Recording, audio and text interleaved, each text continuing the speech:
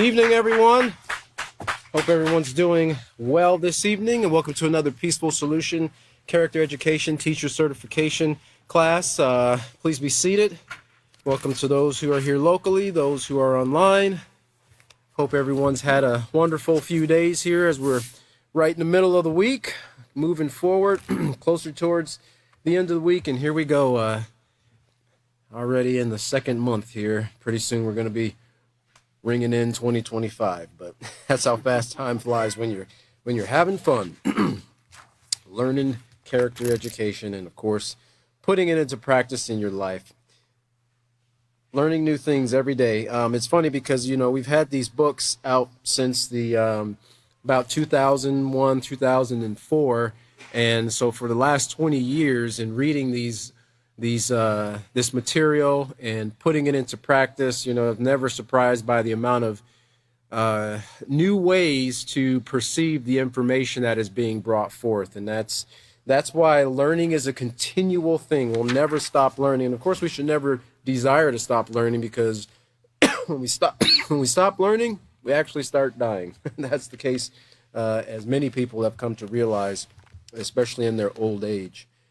All right.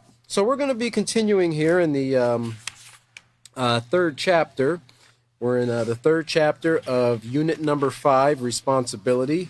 I have a responsibility to myself. And of course, what we're talking about in here, we're continuing with the concept of understanding the ups and the downs of conformity. All right, because we're talking about being responsible to ourselves and recognizing the things that can influence what we do now, of course in the future as well, but influence what we do now that can affect the outcome of our future later.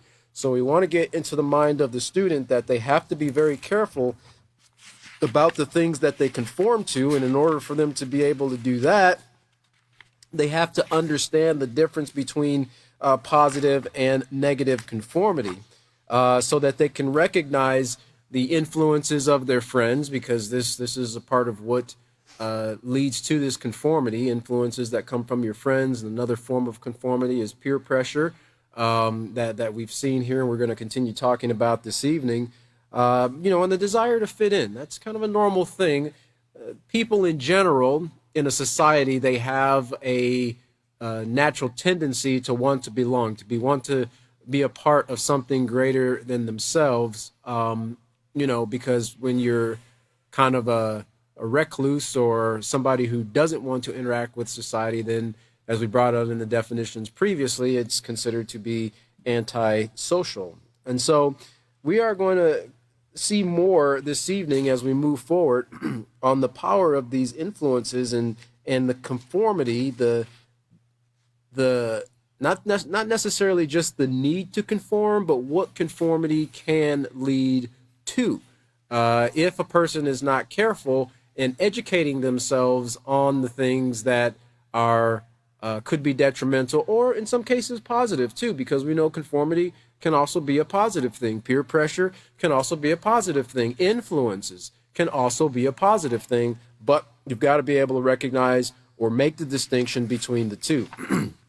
So we are still in procedure number 5 here. We're almost done with it here, because this took us from pages 47 through 48, and we're kind of the last part there. It says allow students to complete the exercise on 48 and discuss the similarities. And this is some of the things we talked about in the previous class there when we did those that little the questions and answers there on 1 through 5 there at the very top of 48.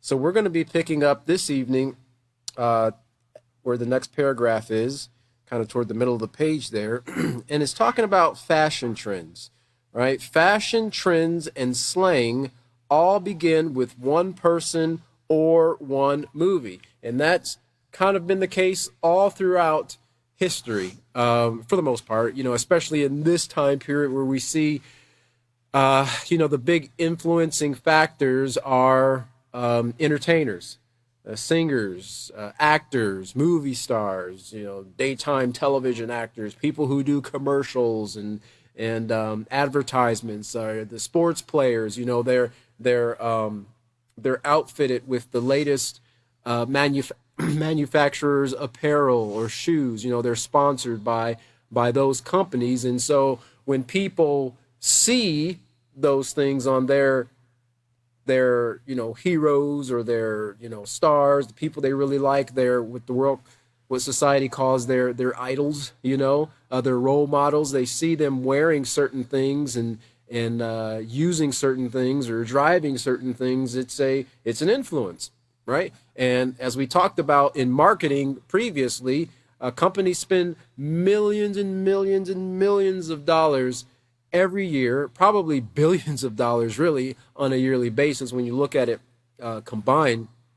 But individual companies probably spend millions, if not hundreds of millions of dollars to understand the psychology of marketing, to understand the psychology of influencers, because it's a very powerful factor in getting people to purchase their products, whatever that product might be: clothes, shoes, beauty items, health and wellness items, and things of that nature. But for the most part, you see these fashion trends that kind of start with one person or one movie.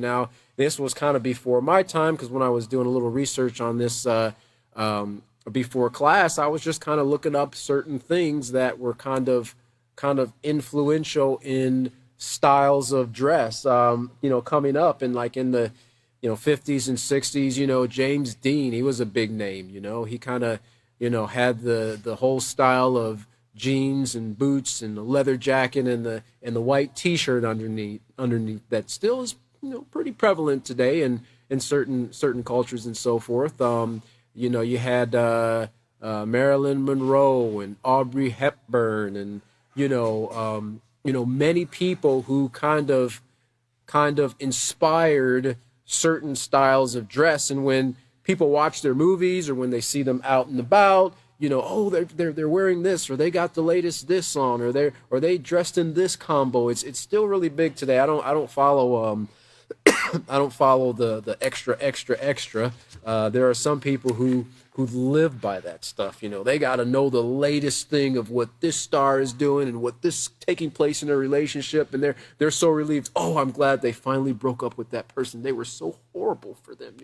Like these people are so far away. But their whole life is based on what other people are doing. They're actually missing the beautiful life that they could have in themselves if they would just attend to it. But they look at these things and they're motivated by it. Well, why are you wearing that? Well, because I saw my my role model or this movie actor or this person doing that. They'll wear their hair a certain way or trim their mustache a certain way, both men and women. No, I'm just joking about the women's mustaches. And so these things are influential to the people who see it. and again, the clothiers, they don't call them cobblers anymore, but the shoe manufacturers, they know this, and they will literally give movie stars things to wear if they have a big night out, or if they're going to do a premiere or something like that. And the reporters will say, oh, well, tonight the person's in this and that, or they got this manufacturer's shoe on, or this designer's jewelry on, or whatever. And so those things are taken note of. And so it's still popular today, and you see a lot of it too, not only in the movies, but also in the music, the music industry. People who do certain things and they carry themselves in certain ways. One of the things that's really, really growing in popularity, I guess, if you're kind of watch and pay attention, it's not new, but it's really, really growing in popularity. As you're seeing a lot of these wealthy people who can afford it, they're getting, these precious metal caps, like platinum and titanium, and gold was kind of a thing back then. You see a gold tooth in somebody's mouth, or it was, the edges were covered in gold, but now they're like getting their whole thing. They look like a cyborg or something like that, but this is the thing, and not only that, they're getting these kind of fangs. It's kind of a I don't know if you want to call it a decorative thing. I'd be worried about biting my tongue, all the time. But they're getting these fangs, and they're doing these things because this is also something you see in the movie, in the video game culture. They've got what do they call these? I have to be careful nowadays, but it's a group of people who they're consider themselves animals, and they dress and they carry themselves. It's like a continuous cosplay with them, and so there's things that cater to that as well, right? So there's a lot going on in society and a lot to be distracted, and can be very confusing to a person who is just getting to the point in their life in that 11 through 13-year-old range where they're trying to find themselves, they're trying to fit in, they're trying to find, figure out who they are, what they want to be, what groups they fit in, and so forth. So having this moral foundation that we're covering here is very, very essential, because these are not the things that are readily and normally taught within society, but it's something that is going to make or break a person's life, whether they realize it or not, right? So being taught these moral principles, being taught how to identify positive from negative, and why a person should choose the positive over the negative is very, very important, not only at this time of the life, but even before they're born. Now, it continues on saying here, after a while, others begin to adopt the same style and way of speaking. In other words, they begin to conform to that standard. I would that I had that when we were doing many more of our classes at the schools. We would travel to different schools in South Texas and Oklahoma and different places, and we had a little skit put together about conformity, and I remember it kind of went viral for a while because we used it as explaining to the students about what conformity is, and saying conformity is like a sock, right? When you get a brand new sock, it's kind of nice and straight and tubular and, slender. And then after a while of wearing it, the sock takes on the shape of the foot, right?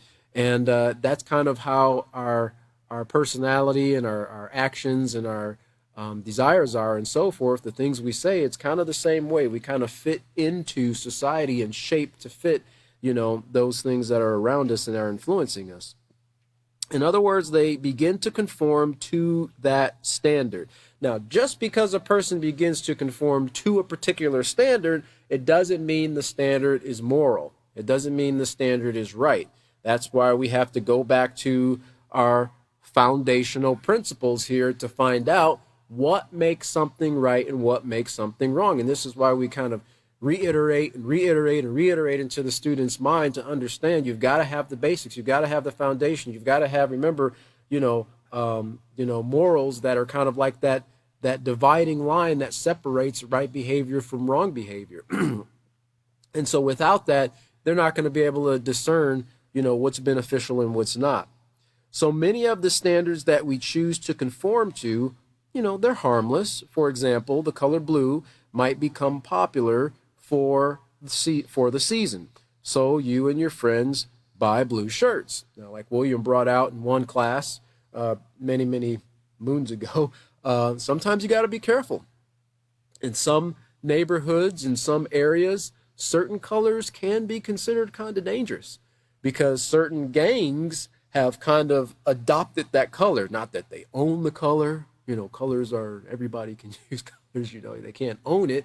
But where in these environments, because certain gang members use those colors, if they see you in that color, and you're not a part of that gang, or if another gang sees you in that color and they associate you with being a part of that gang, sometimes they'll do violence, right? They'll do violence, they'll call you out, they'll, do whatever, so you have to be careful, which means knowing your environment, right? Certain cities throughout the United States, and I'm sure in many other countries as well, that can be kind of iffy. But generally speaking, for the sake of this class and what we're talking about today, wearing the color blue, everyone buying blue shirts. I remember me and a couple of friends growing up, we kind of grew up together, and we would have these gatherings where we would get together kind of like family reunions. And, You know, when we came together, we'd all buy shirts. You know, we'd all buy 4 shirts each, and then we'd wear those shirts on different days, and we'd all be matching. You know, we would all be kind of the matching like twins, the quadruplets, you know, for that time period. And there's nothing wrong with that, right? There's nothing wrong with wearing matching shirts or buying the color blue or buying the color green or buying a type of tennis shoe if that's what a person desires. And those things, generally speaking, are harmless. Conformity in the form of peer pressure is said to be negative when friends influence each other to make immoral choices. An immoral choice is one that does not show respect for yourself, others, property, or the environment. So unlike buying a certain color or, you know, acceptable style of clothing or shoe, you know, these things can actually be harmful. In fact, I think we mentioned this before. In slide number 2, we have certain styles of dress here, right? Now, you know, these kind of date back from the 1900s pretty much to the 1990s here, you know, and you see in that upper left-hand corner a couple of suave and debonair gentlemen, you know, ready for a night out on the town with their canes, and you see they're very modestly dressed. You can even see in the next picture, kind of, I think that was from circa 1920, I think. You know, the man and the woman sitting there, and you even see the different styles of how the women were dressed. You know, in the 1920s, they were pretty much covered, you know, for the most part from head to toe, generally speaking. And you can see in society today that's a lot different than what we see here looking at this picture.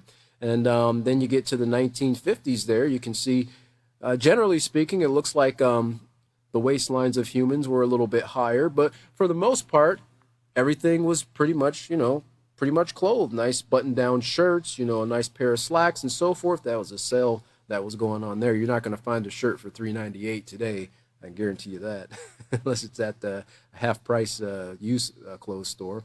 Then you get into the 1970s, I think. Oh, that's 1950s as well. And then the lower left-hand corner, the 1970s, and then the 1990s, those young men sitting down there. Now, you know, as in how things kind of go, things seem like they get a little bit crazier. When you look at what we find, what society deems as fashionable in 2023, the next slide pretty much sums it up.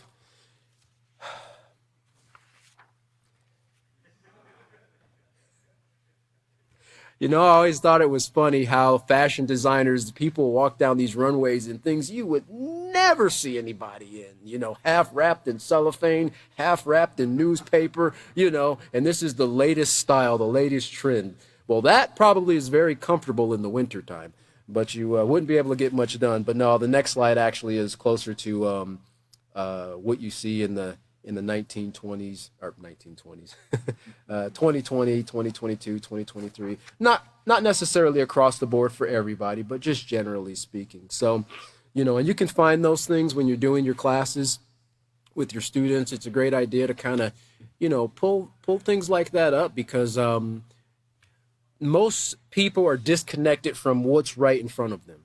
You know, I mean, most people who are born in 2000, you know, they'd be, you know, 24 now if they were born right at 2000, but there's a lot of people born way after that, 2010 and so forth, be about, you know, 14 years old right now. They don't even think anything about the 1900s. The 1900s were some distant, far away Stone Age past, you know, that they couldn't even fathom being in existence in because A, there was no internet, you know, or very limited internet. B, there were no cell phones. Heavens forbid you were text. Could you imagine texting someone on a rotary dial phone? You know, it's not occurring. You know, and people they couldn't be socially connected as we are now with just the touch of a button. You know, you had to call somebody, you had to see the newspaper, or you had to travel there, you know, to kind of be connected. Basically, I mean, we did have like cable was kind of growing a little bit, you know, if you had one of them big 10-foot satellite dishes in your backyard that got 8,000 channels, you know, you could be a little bit more connected. But generally speaking, it wasn't as instant as what we have right now. We've seen a lot take place in kind of connecting the global society as a whole in the last 10 years or so, 10 or 15 years. But things like that, even with these clothes, they're a part of that category which are considered harmless, harmless things to conform to. And most people did conform to those styles of dress back then. But as we were just reading in the second paragraph here, an immoral choice is one that does not show respect for yourself, others, or the environment. Now, negative peer pressure can sometimes be very subtle. For example, a friend says to you, "You want a hit of this joint?" You say no. And your friend replies, "Oh, come on, everybody is doing it." Notice, your friend did not tell you that you had to smoke. He simply implied that if you didn't smoke, you would be different from everybody else. All right? And and these things can kind of tie into, this being different from everybody else, being, the outcast or the oddball or the, back in the 50s, you were considered square, Don't be square, man. If you didn't do what everybody else was doing. And young people have to be very careful of that, because remember what we're talking about, what we covered in unit number 2 about acceptance and breaking that whole, idea of acceptance down, that concept of acceptance down. There's nothing wrong with wanting to be a part of, but just make sure that you don't give up your developing of your positive character, right? In order to be accepted. Recognize what you're accepting into your mind, into your belief system, and who you're accepting as a friend as well. Okay, because we have to take care of ourselves, in order to be a benefit to others. And one of the first things we have to be mindful of is what goes into our minds, because that is what's going to produce our words and our actions, our attitudes, and our beliefs. So on other occasions, peer pressure can be very bold, and it can take the form of dares, teasing, and harassment. Whether subtle or bold, negative peer pressure can lead to danger. And if we look at the next slide there, we have some of these dangers here that we've talked about in the previous classes when we covered conformity and negative peer pressure and so forth as we went through the previous units. And I just pulled a few of these from online just to kind of see what was the latest things that had been an issue over time, because there have been some that were added since the last time we talked about this. And the dangers of fitting in, most of the influences that people get in these in regards to, and I say people, I mean the younger people. You're not so much hearing adults in their 30s and 40s and 50s doing these things, although they do sometimes make bad choices. But many of the young people who are doing these challenges or have been involved in these challenges on social media, the 5 of them here we're going to cover this evening. One of them is called the Benadryl Challenge. And let me just pull out my paper here real quick. Yes, here we go. The Benadryl Challenge. And that basically is, of course, that's taking Benadryl. They took it in such a high dose to be in order to basically have some hallucinations and to get a little buzz off of it, right? To get a little buzz off of it. Oh, here it is right here. Sorry. Benadryl Challenge encouraged TikTok users to take excessive amounts of medication to try to experience a high that could cause hallucinations. Now, the Food and Drug Administration asked TikTok to remove the videos, warning that taking too much of the medication can lead to serious heart problems, seizures, coma, or even death.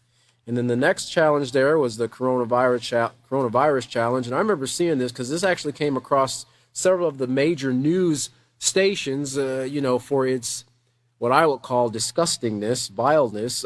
In March of last year, so-called coronavirus challenge was circulating on social media and encouraged people to lick items in public. Now, I remember one thing that made it big time, because this one social media influencer who you would probably have looked at and thought, wow, that person seems to be kind of up and up, and on their P's and Q's, a young woman, and I think she's about in her 20s or something like that, early mid 20s. In performing this challenge, she actually licked the toilet seat on an airplane. And this was a part of this TikTok challenge. Another person did it during that time period. I can't remember if they were positive for it or not. I think they had went into one of the major retailers and licked the handle on the freezer where people grab the freezers to open up to get, frozen items. Another person pulled open a thing of ice cream, licked it, and then closed it back and set it back on the shelf. All right.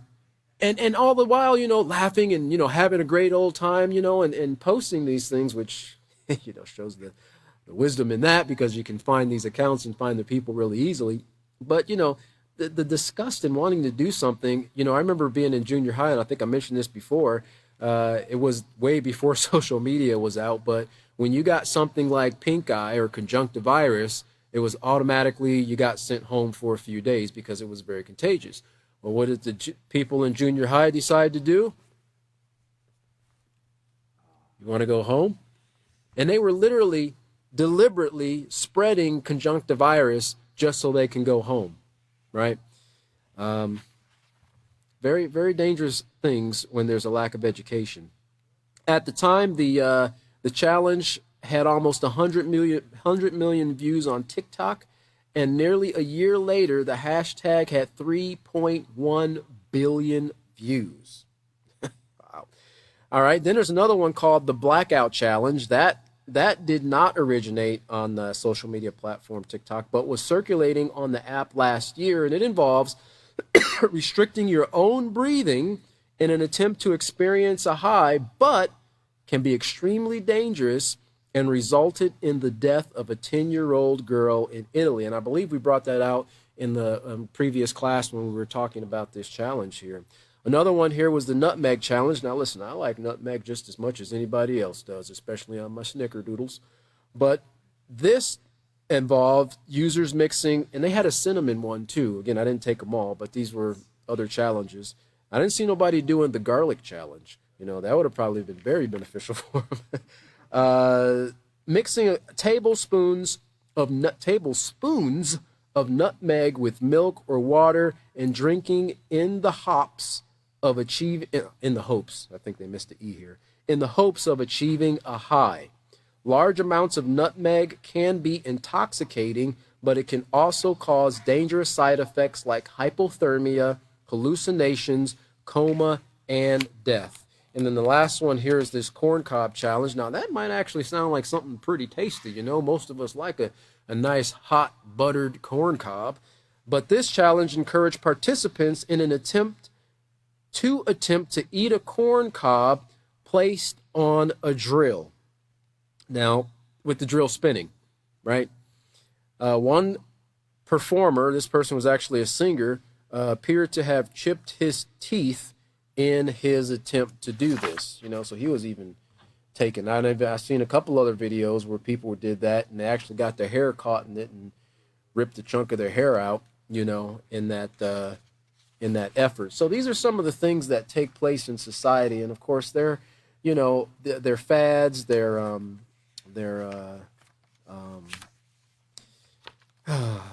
people jump on the bandwagon and they get involved with these things, especially the young people, because they don't consider the outcome or the dangers of those engaging in those activities. And of course, as a teacher, you're going to tell them these things. Now, you need to be careful. You need to watch. You not to do everything that everybody else does, but to them, oh, that looks fun. Oh, that looks cool. And it doesn't stop there, because in college they get to the point where they seem to have a little freedom, right? They're away from all the adults, and then they go even crazier with things, drinking alcohol in places that was never meant to have alcohol poured. They're doing all types of things and suffering the effects of it as well. I wanted to bring this out here because, these things here, they kind of fall under the classification, this conformity of like fads. I think most of us have heard that, fads. Or there's something that has actually been studied called the bandwagon effect. And a fad basically is any form of behavior that develops amongst a large population and is collectively followed enthusiastically for a period of time, generally as a result of the behavior as being perceived as popular by one's peers or being deemed cool by social media. A fad is said to catch on when a number of people adopting it begins to increase rapidly. So the terminology nowadays is when something goes viral, right? That activity or that whatever it is they're doing, it's kind of a fad. And fads, they kind of come and they kind of go. Apart from general novelty, fads might be driven by mass media programming. It's interesting they use that word. Exceptional emotional excitement, because emotions do play a big part in these things. And this is why when we went into emotions in the chapter 2 of the self-control unit, controlling your emotions to your advantage, you have to be careful not to allow yourself to be caught up in these things, in the excitement, the emotion of excitement or exhilaration or joy or something cool, and then you do something that could bring harm, short-term or long-term harm, short-term effects for long-term effects, harm to a person's body, or as we looked at some of these things, to their organs, or to the thing that they really need, their brain, their heart and so forth, to be able to make decisions. But notice it says, apart from general novelty, fads might be driven by mass media programming, emotional excitement, peer pressure, or the desire of being hip, which that was probably in the 90s there. And then there's another one called bandwagon effect here. Jump on the bandwagon. The bandwagon effect is a well-documented form of what's called groupthink in behavioral science and has many applications. The general rule is that conduct or beliefs spread among people, as fads and trends clearly do, with the probability of any individual adopting it increasing with the proportion who have already done so. So the more people that do it, the more logical it seems, right? Well, there's 100,000 people doing it. Well, surely 100,000 people can't be wrong. As more people come to believe in something, others also, quote unquote, hop on the bandwagon, regardless of the underlying evidence. So this can be kind of dangerous, and they go into that a little bit here, because this means that because a massive amount of people are doing things, whether it be challenges or something that's being promoted in movies or commercials or social media or whatever the case might be, or something that's coming out in the news, right? Something that's the latest fad or trend in the news, that in a lot of cases they come back months or even years later and find out that certain of those things had dangerous side effects, long-term side effects to a person's health. People aren't educating themselves.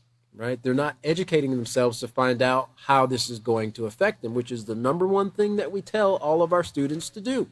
Don't just do it just because everybody else is doing it. Stop and think about it, right? No is okay.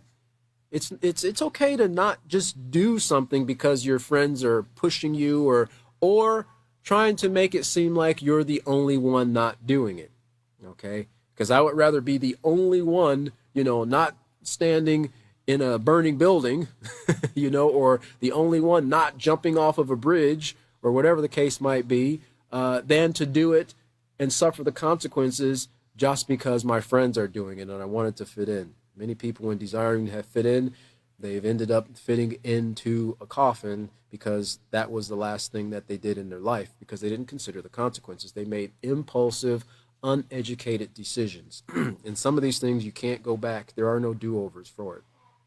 So then they give some of the factors for jumping on the bandwagon, which is mental shortcuts, heuristics, they call it, groupthink.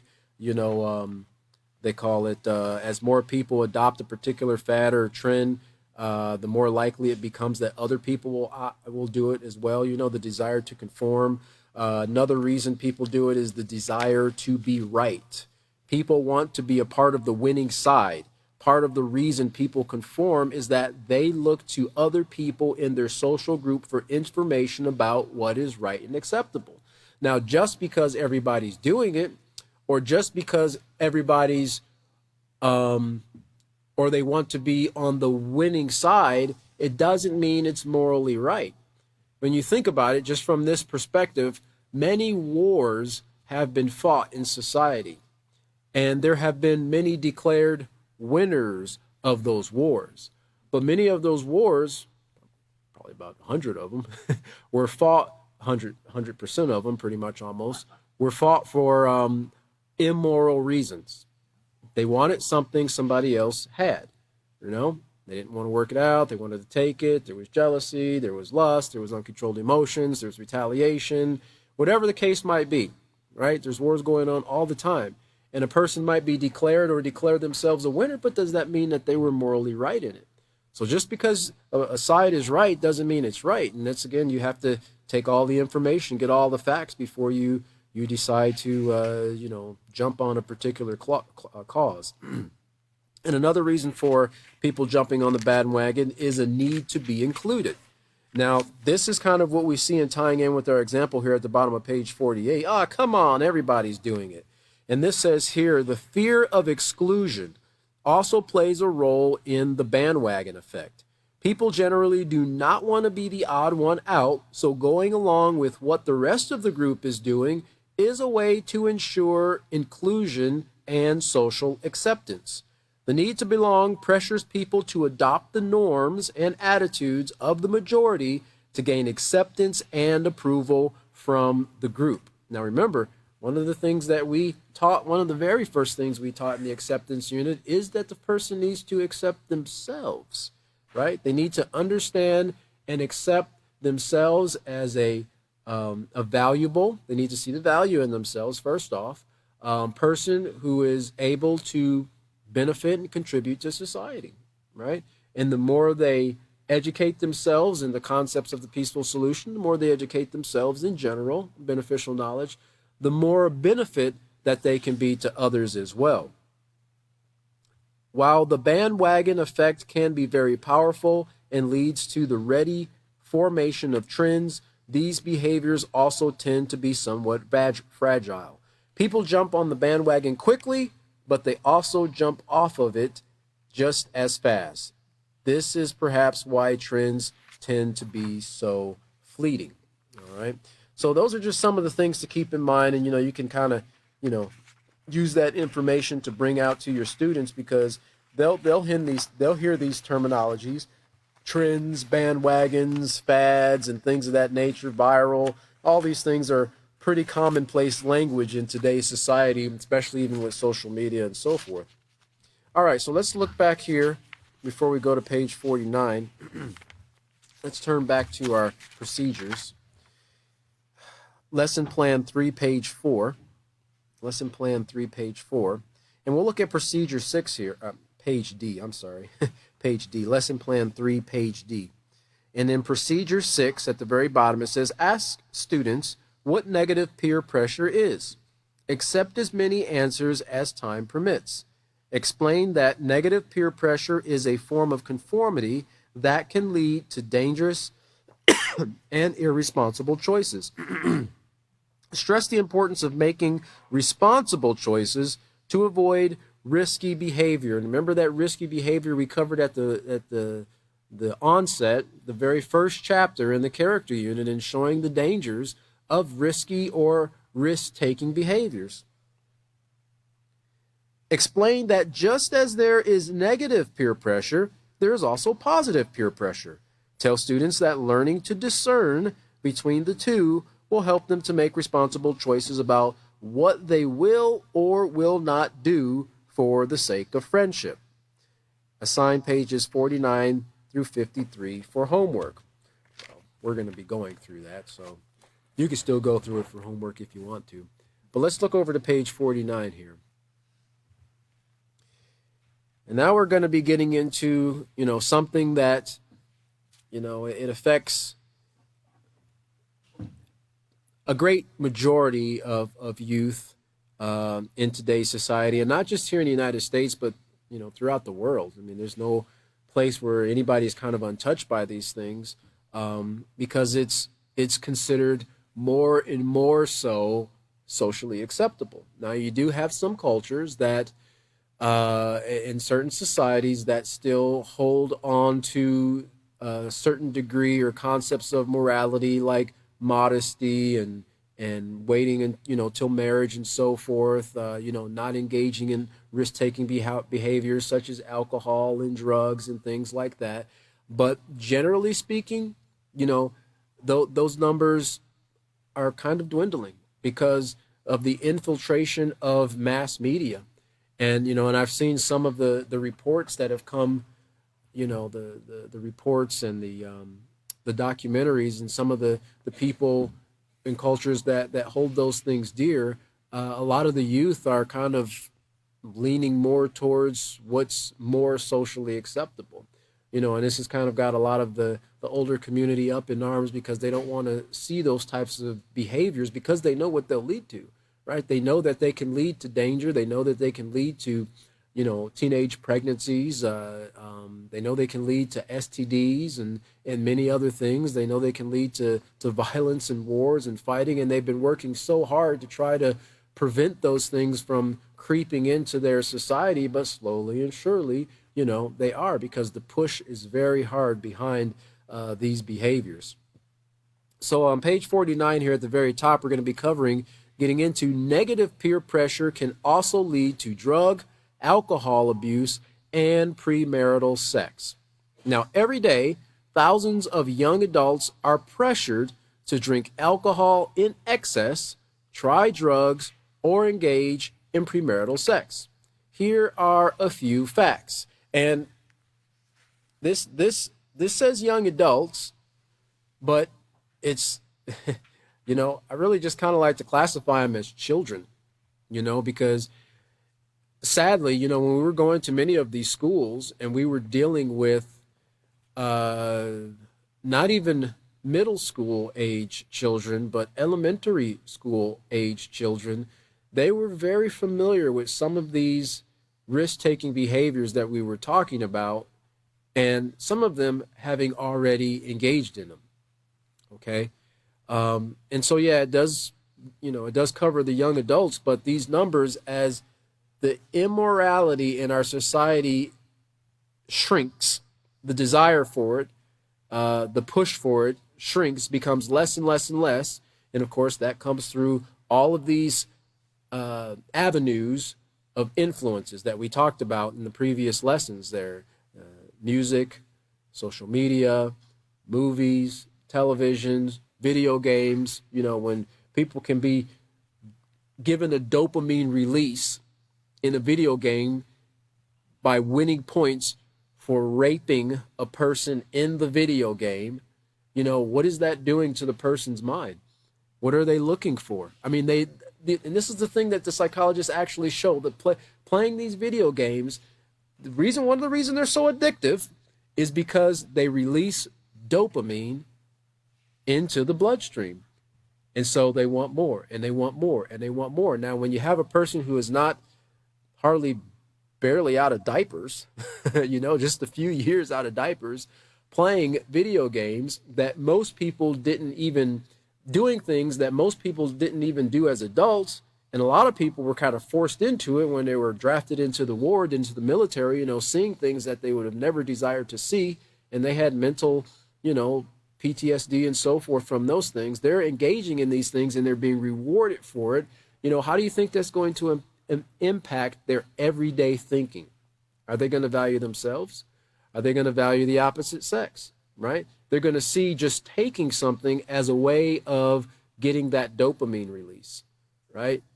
Doing violence, slapping, hitting, kicking, cursing out, running over with the vehicle, shooting, or whatever the case might be. It's a training process. Everything we do, it's something that's training. It's in our environment that's teaching us one way or the other to engage in our decisions and how to make decisions in the things we engage in with life. But here you have these facts that we're going to cover here. We have 7 facts we're going to go over here. And the first one is 48% of teens have used illegal drugs in their lifetime. 39% in the past year, 25% in the past 30 days. Now, these numbers have not really dwindled any. since this information was presented here from a website called drugabusestatistics.org. We see here on substance abuse, it shows that 2.08 million or 8.33% of 12 to 17-year-olds nationwide report using drugs last month. Now this is just of 12 to 17. And normally when they rate the age of young people, they rate it from 12 to 25, I think, 24, 25 years old. Among them, 83.88% report using marijuana in the last month. 8.7% of eighth graders, now these are these are young men and women who are 12, 13 years old, have used illicit drugs in the last month. 21.3% of eighth graders have tried illicit drugs at least once. By the time they're in 12th grade, 46.6% of teens have tried illicit drugs, right?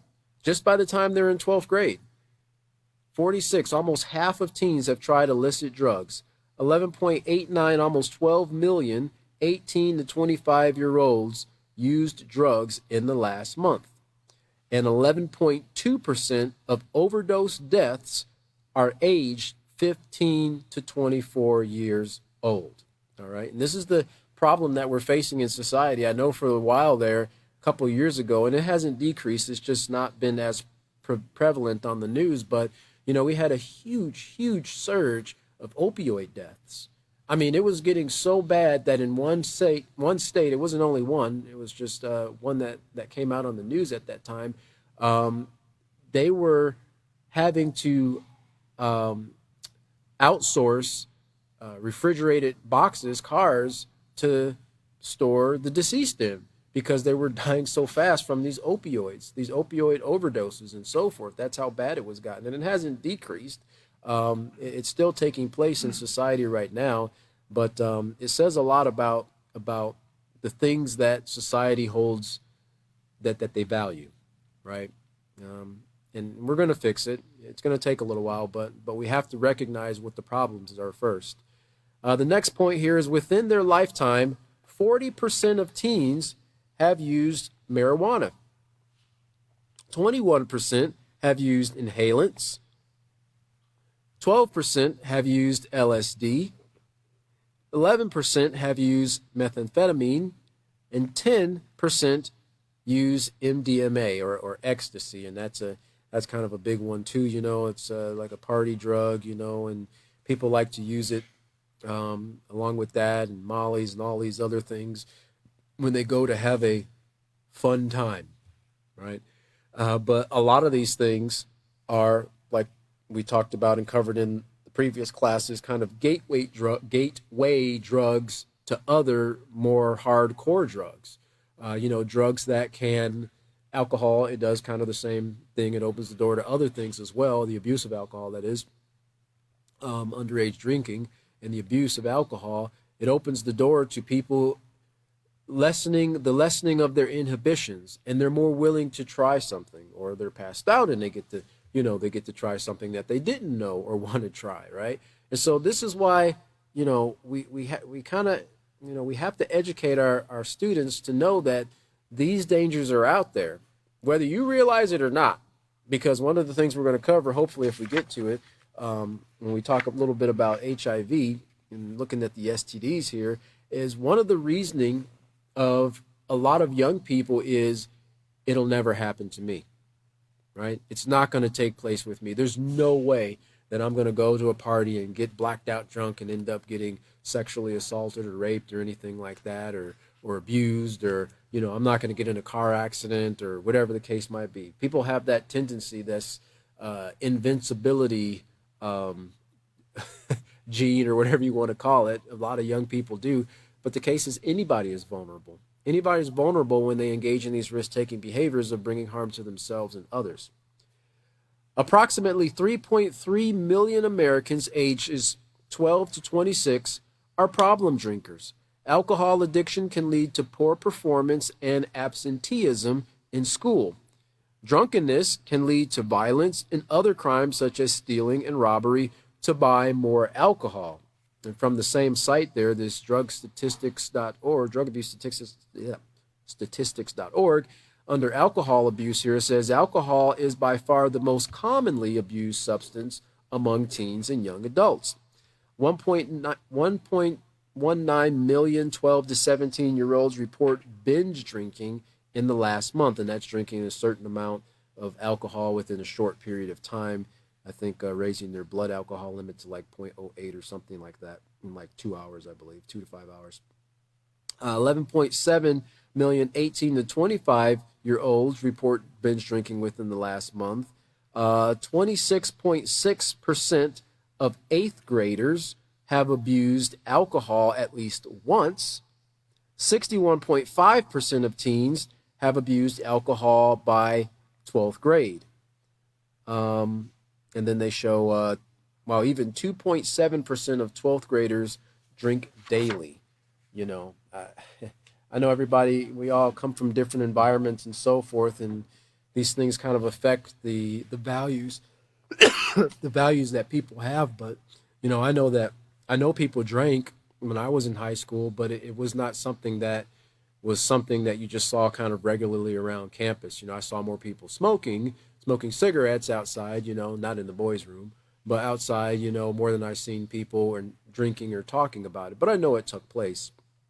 But these are the things that influence people. And then when young people get involved with these things, there are some short-term effects, but there are some long-term detrimental effects that can stick with them for the rest of their life. Let's look over to the next point there. Every 3 million teens, about 1 in 4 sexually experienced teens, that is, you know, engaging in sexual activities, acquire an STD. In a single act of sex with an infected partner, a teenage woman has a 1% risk of acquiring HIV, 30% risk of getting genital herpes, and 50% risk of contracting gonorrhea. And then in regards to this congenital syphilis here, let's see here. If we look at, let's look at the next slide there under STDs. It says in 2020, over half, that's 53% of reported cases of chlamydia, gonorrhea, and primary and secondary, which there are 3 stages of syphilis, but primary and secondary syphilis were among young people ages 15 to 24 years old. 53% of the cases of those that were reported. Now, regarding syphilis there, every case of syphilis among newborns, which is called congenital syphilis because it's passed from the parent to the child, is one too many, according to this report. When testing and treatment can save lives. Well, really it's education that can save the lives, because if the parents were educated to not engage in risk-taking behaviors, then they wouldn't have the disease to pass on to the child to begin with. But they're talking a intervention type approach here because the parent already has it, but they don't get themselves tested, so they don't realize the greater risk that can be passed on to their child. Not only that, with deformalities and so forth, but it can actually lose the child as well if it's depending on the circumstances. Congenital syphilis, a disease that was nearly eliminated in the United States, surged to a more than 25-year high in 2020, with cases reported in nearly every state. Now, how high did it soar? Congenital syphilis cases were up from 2016, 235%. 235%. The 25-year high, 235%. Okay? And who's suffering for this? Well, the person who has it, of course, but also the child, right? And this also kind of burdens the taxpayers and so forth, and it's a ripple effect in many, many ways. But of course, again, this goes back to education. Let's see here. Regarding HIV, see how much time we got. I'm going to run out of time here. HIV here, we'll just real quick cover this, not the whole thing. But the question is, does HIV affect adolescents? Now, this was according to the CDC. Adolescents and young adults, and the answer is yes. According to Centers for Disease Control and Prevention, adolescents aged 13 to 19 years of age and young adults aged 20 to 24 years of age accounted for 19% of the 36,189 HIV diagnoses in the United States and dependent areas in 2021, excuse me. 1/4 of new HIV cases in the United States are among adolescents and young adult people between ages 13 and 24. 1 in 5 new cases among this age group occurs in young women. And then we have young people ages 15 through 24 account for half, again, of newly sexually transmitted infections. It says many high school aged youth believe that they are not at risk of acquiring HIV in their lifetimes. Sexually active girls and young women may be at risk of unintended pregnancy in addition to and in combination with HIV and other STIs. 86% of new HIV cases among young women ages 13 to 24 result from heterosexual sex, which can also lead to pregnancy. Young girls and women living with HIV who become pregnant are at greater risk of pregnancy complications, including premature birth and miscarriage. And it's interesting because as we move forward here in the next bullet point, I don't want to rush the bullet point, but one of the things I'll leave it for David for next class. But one of the things I wanted you to keep in mind there at that last bullet point, it says each year almost 1 million teenage women become pregnant. Now, in recent statistics, they say the number has dropped a little bit to about 750,000, and this, of course, is just in the United States. But approximately of that number, 750,000 teenage women who become pregnant, there are only 400,000 births. 400,000 births, almost only about half. A little more than half. Now, it's not to say that everything is a result of abortions and so forth, but this has become more readily available in society. And so much so that states have been pushing to make it illegal, and where a child can't do it, where they feel like they're forced to travel to another state to get this done. But you have that in combination with what we just read here with the STDs that can cause stillbirths. It can cause problems during the gestational period of the child, where the child just doesn't survive and so forth, which the body will go into a termination in that way. So these are the problems that society is facing, and these are real issues right now. They haven't gone away, in the last 20-something years since this information was presented. In fact, it's become even more prevalent because social media, the internet, our connectiveness has also made these things more readily available. This information is easy to obtain, and people are influenced by the things that they see, and they go, oh, wow, if everybody's doing it, I want to try it too. So this is why we have to caution our young men and women, or old men and women too, but especially our young men and women about this peer pressure and this conformity, because again, like we're going to see here, they can bring about both long-term and short-term negative consequences to our minds and our health and even our offspring. So we're going to stop right there on page 49, and David will pick up the next class with the last few bullet points there. Our next class is going to be this upcoming Sunday, February 11th. Again, it'll be at 5:30 p.m. Central Standard Time. Thank you all for joining us, and we'll see you next class.